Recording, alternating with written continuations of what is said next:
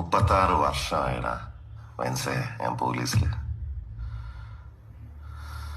ഇതിനിടയിൽ പുറത്ത് അറിയുന്നതും അറിയാത്തതുമായ പല ചെറ്റത്തരങ്ങളും ഞാൻ ചെയ്തിട്ടുണ്ട്.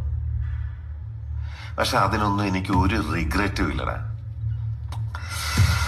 2 ദിവസം കഴിഞ്ഞ് ഞാൻ ഡിപ്പാർട്ട്മെന്റിൽ നിന്ന് റിട്ടയറായി DYSP മെഡലും വാങ്ങി ഇറങ്ങുമ്പോ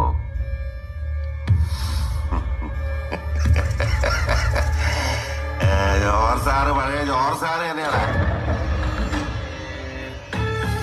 നീ ആരെയാണ് ഈ പേടിപ്പിക്കുന്നേ? എന്നെ